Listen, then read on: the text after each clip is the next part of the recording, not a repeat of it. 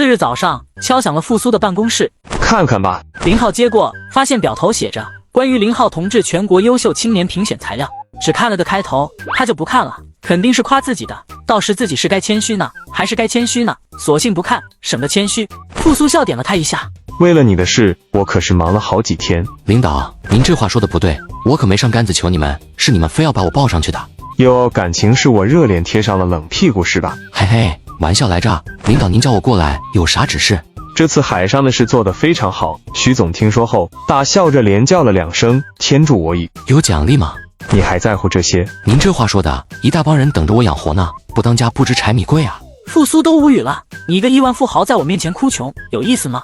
奖励肯定有，但和咱不是一个体系的，等那边研究好之后，肯定会提交一份到市里的，到时再和你说。这次来，一是告诉你，年底之前你可能要配合市委的一些工作，还有几个会到时你肯定要参加。对了，除了这些，是人大这边，估计这次你也会提名。复苏说了好大一通话，主题就是年底那段时间，林浩必须放下所有的事，配合市委的工作。哎，真不想和这些扯上关系，但他也明白，国情如此，想着飞得远一些，这些是避免不了的。除非他现在移民，弄一个华侨的身份，但这样更不保险，毕竟他所有的布局几乎全在国内。更何况，对于一个民族主义的愤青来说，放弃国籍肯定不行，他还想着享受退休金呢。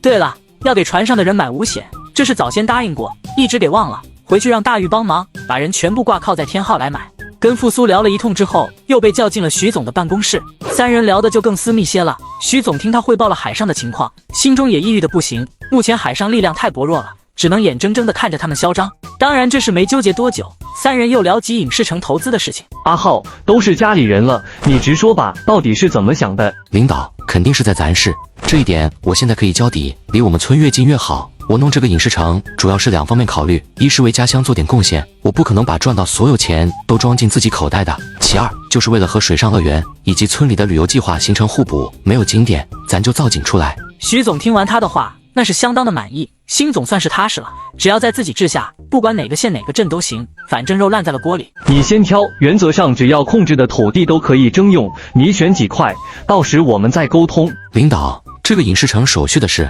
徐总没第一时间回复，而是含笑看着林浩，后者秒懂。领导，最迟3天，我会转入市政一笔5000万的资金，用于这次项目的保证金。和你说话就是省心，回去把材料准备好，副秘书会告诉你具体要哪些，我承诺你1个月之内办妥。有了这句话，林浩总算是踏实了。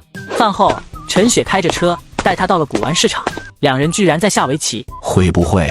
陈老说着，指了指旁边的位置，让他俩随意坐。不会。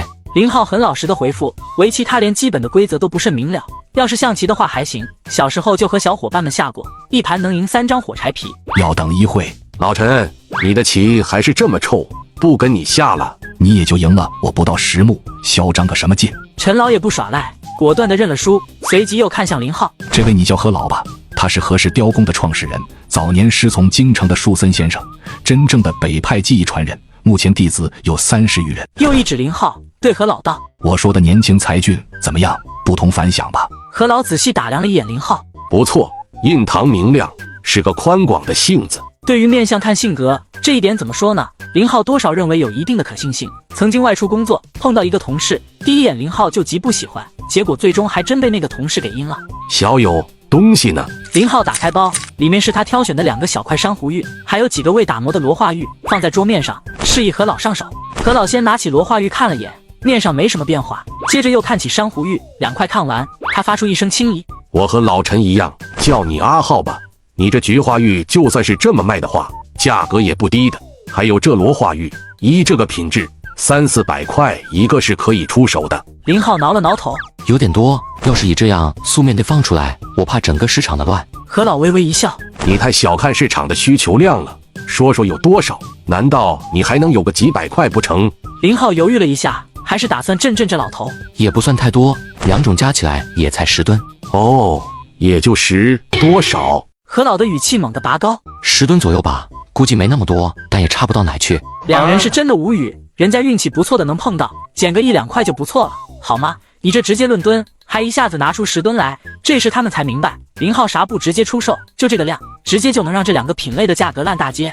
林浩瞧见两人没见过世面的表情，那是相当的满意。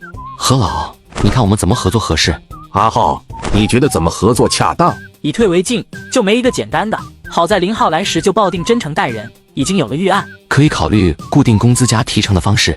具体说说。固定工资4000块每月，那个罗化玉打磨出一个，我给10块钱的提成；珊瑚玉每雕出一个，售卖出去，雕刻师可以提成5%。何老，我这个方案足见诚意了吧？底薪勉强能接受，罗化玉的提成合理，珊瑚玉的提成太低了。何老立刻从世外高人变成精明的生意人，这样的转变，陈老微笑。林浩暗骂，陈雪倒是露出一丝愕然来。那依您看多少合适10%。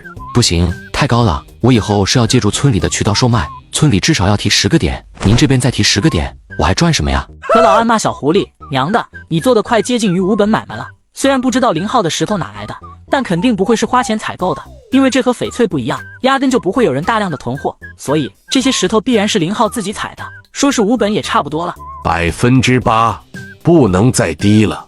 6%，不能再高了。又是一番交锋，两人各不相让。陈老见此冲起了何氏老，一人退一步，就按我说的7%，少不了太多，也多不到哪去。两人对视一眼，然后几乎同时伸手相握，成交。地方呢？可能要到我们村去，具体的工具你们准备，我可以予以报销。在村里，食宿我全包。不错，很到位。何老点头认可，随即又道：每天原料可安排专门的人与我们对接，交成品后再换原料，允许有2%的损耗。当然，这里的损耗是指雕刻或打磨引起的失败作品，同样还会交还给你。老陈给我担保，若是出现原料丢失，可以找我按市价赔偿。行，那就这么说好。1周之内我把地方安排好，到时给您老电话。你小子可不兴反悔的。何老真怕这小子从这离开，又去找别人，或者觉得自己要多了反悔。林浩哈哈一笑，直接从包里拿出2沓钱，放在陈老的面前。如果违约，陈老，您帮我把这钱给何。行了，收起来。陈老哭笑不得，让林浩把钱收起来。与陈和两人把事敲定，林浩告辞，打算回村。